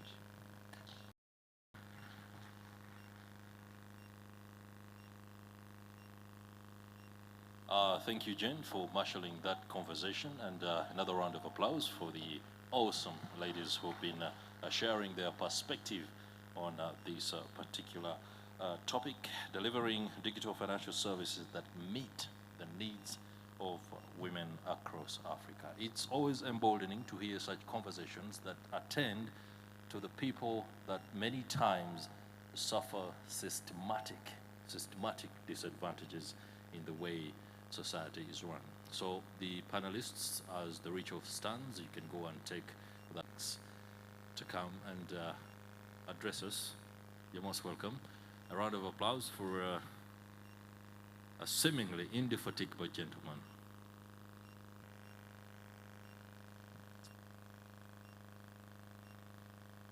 Thank you very much, everyone. It's amazing to be at this 10th Financial Digital Finance that have been with us today. To support the FinTech community. Thank you for your support. Let me congratulate the candidates, the runners-up, the winners, that we've had them, in the Digital Impact Awards. Thank you for your belief and your effort and the sweat and hard work that I know you've had to put in to achieving those. Technology, FinTech, those are combinations of two quite hard things, and to do it well, you should be very proud of yourselves. EPO and the amazing team that have, over the last 10 years, made all this possible.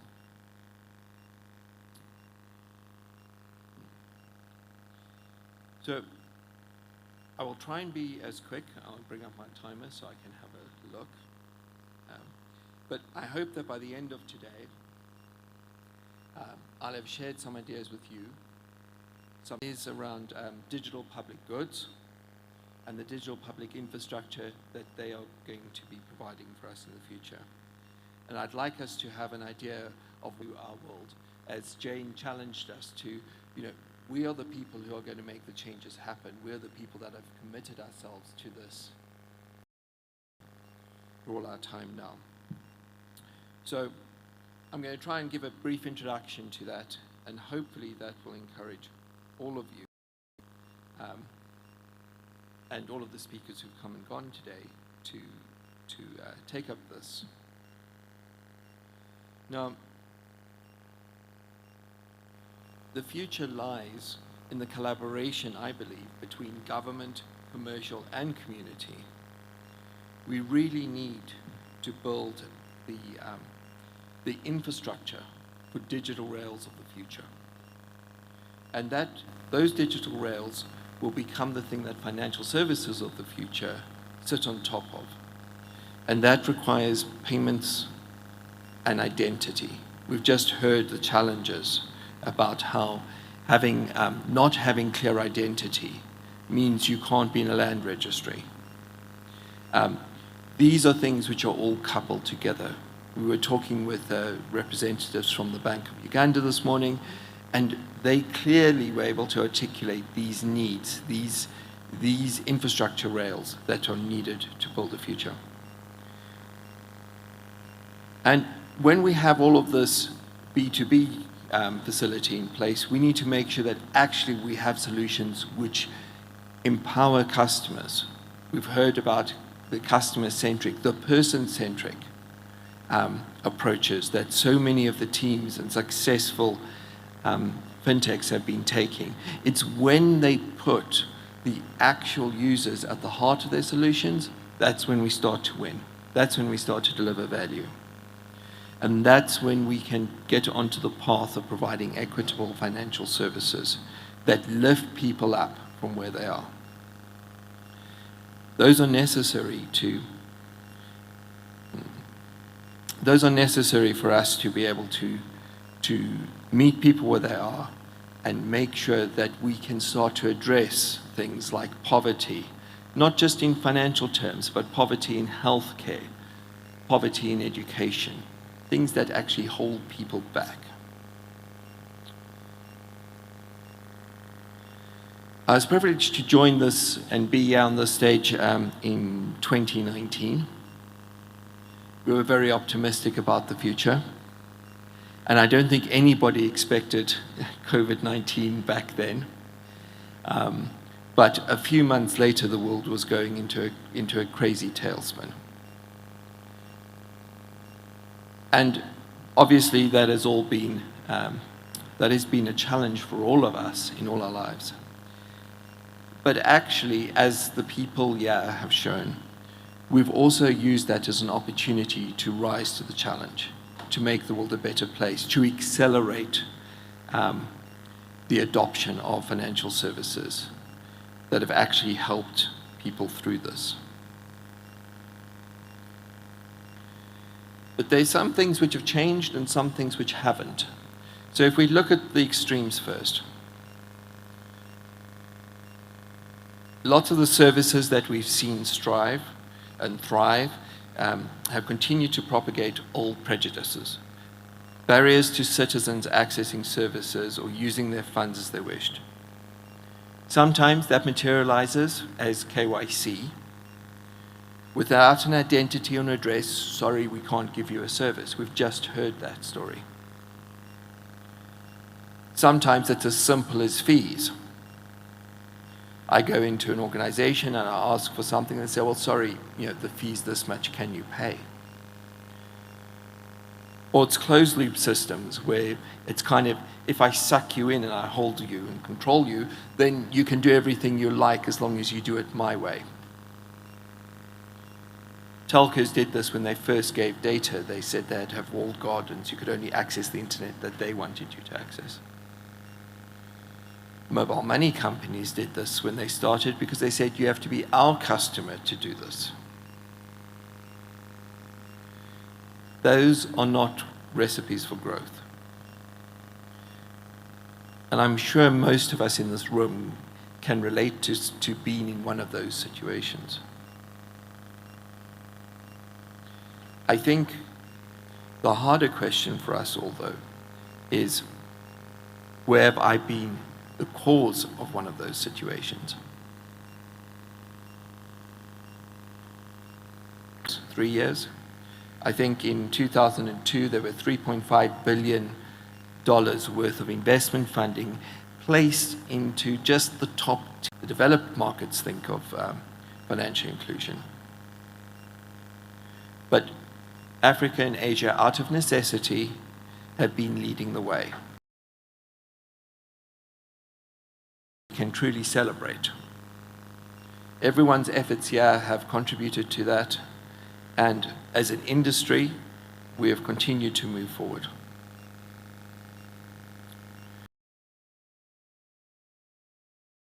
Entire spectrum. There are microloans, there's M-Shwari, Mocash, the insurances in health and agriculture, buy now, pay later schemes that have assisted with assisted savings.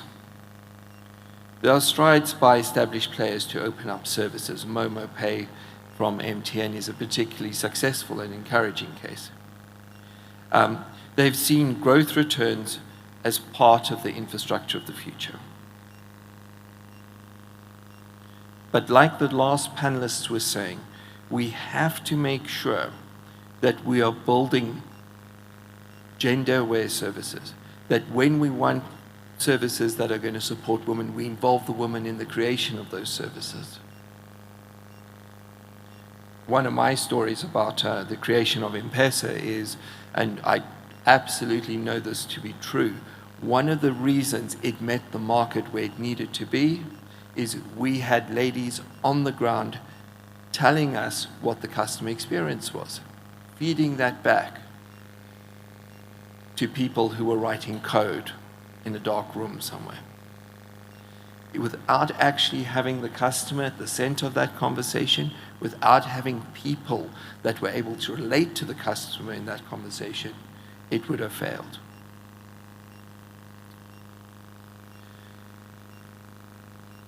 Right now, we need to make sure that the services do meet people where they are. We need to make sure that there's incremental and appropriate support for them. So things like tiered KYC that allow you to get access to small credit, that allows you to build that credit history. These are all vital steps that reach down and give people a helping hand up.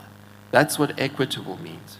It doesn't mean that we set the same rule and say, if you have an address, if you have this income, that you can participate. So we've heard examples of all of these things today. There really is much we can celebrate.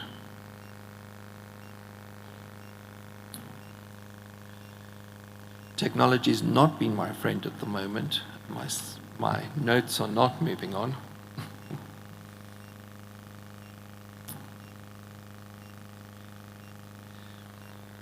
So, just a little more context on myself and the Infotech's team. Well, you've heard some of this already. We were involved since 2005 in the creation of M-Pesa at Vodafone. We've worked with IFC and we've worked with the Mojali Foundation to do a lot of digital transformation work. And we are focusing more and more on interoperability and building technology and services that reduce these barriers to access. It can be done as a community. It's actually about all of us having a common vision and a goal and working together, contributing our own parts to that. It allows you to connect all classes of financial institutions together with zero systemic risk. Because it's easy to do, but are dangerous. We heard people today speaking about security, speaking about trust. So we have to spend the time, take a little experiences of CBC. There is one of those programs. We're doing cross-border remittances for merchants in particular. We heard earlier about the diaspora conversation in South Africa. I want to be able to send $20. But if I do that, it's going to cost me $9 to send it. You know, I mean, we all know, we've all had these kind of issues. It's affecting the way the standards, ISO 20022, which, raise your hand if you know ISO 20022. So, yeah, that is a very sad thing. But it is the standard that is being used by the US, and they're insisting that everybody else follows standard for real-time payments. Because America doesn't have real-time payments. Africa has real-time payments.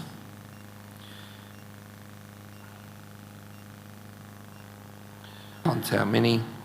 Others are still in proof of concept or friendly user trials, and there's a lot. Sometimes, you know, when I listen to the challenges raised by the mobile money agents this morning, they've become a bit lazy. Like they've become the established way. And, you know, from this can be addressed by actually sharing networks. Why does everybody need to have each mobile phone operator on their desk to be able to take a payment. Why do... So that interoperability can be very simple.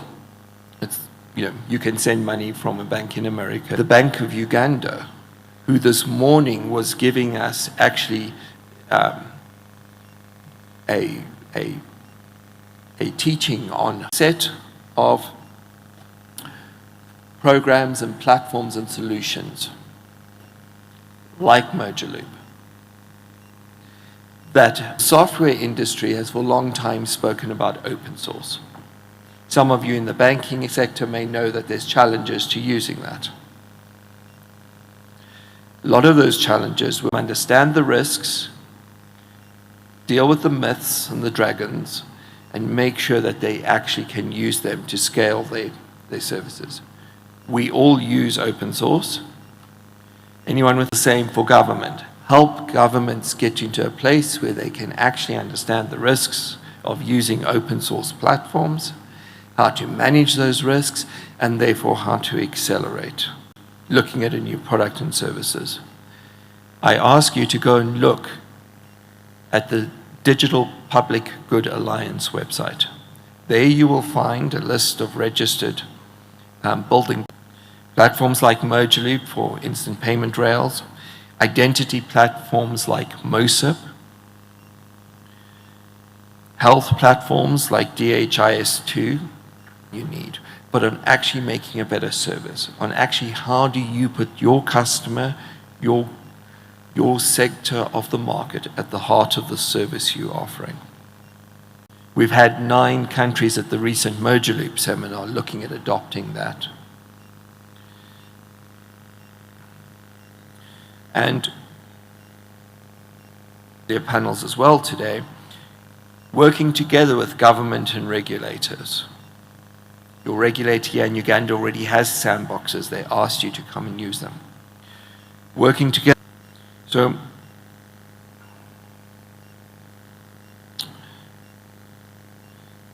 "10 years on, I'd like to celebrate the impact that this community had. All the banks, I'm sorry, I forget all their names right now, but it's great that they think that they can contribute in this space, that they have the DNA to actually be innovators still.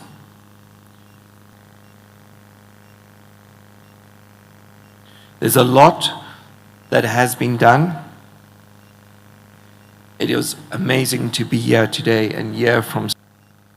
So, the challenge we have the tools, we have the community, and I look forward to working with all of you as we build an inclusive and equitable. Dr. Warren D. Carew, you are the Managing Director at Infintix. All right, another round of applause for the fine gentleman. You can have that power.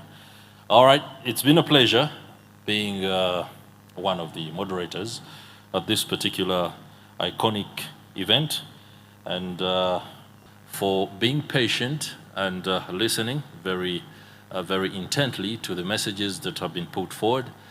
The gentleman who that is how it's going to be, because you have a particular advantage. It could be resources, capital, it could be advantages of are not ready for an unruly status quo. Things might change, and by the time you realize it, the ground beneath will have shifted. So pay attention, stay focused, and continue to innovate. We strive to always improve, and we promise to do much better next time. We should congratulate each one of us for being here this long and listening in very well. I believe the panels have been increased. Uganda, East Africa, Africa, we are all ready for success, and efforts undertaken by each one of us will improve our communities. The bands are setting up. The same thing is happening on the left. Dr. Warren, we have Eddie Kenzo.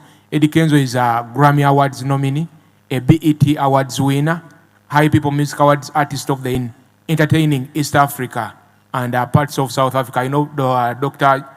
Jonathan might have heard about Africa Band for the past 40+ years. It's going to be performing here live. We have new artists like to come and have the biggest party to celebrate your victory. Hamwe, please bring our farmers to celebrate the work you have done over the years. Thank you all for coming.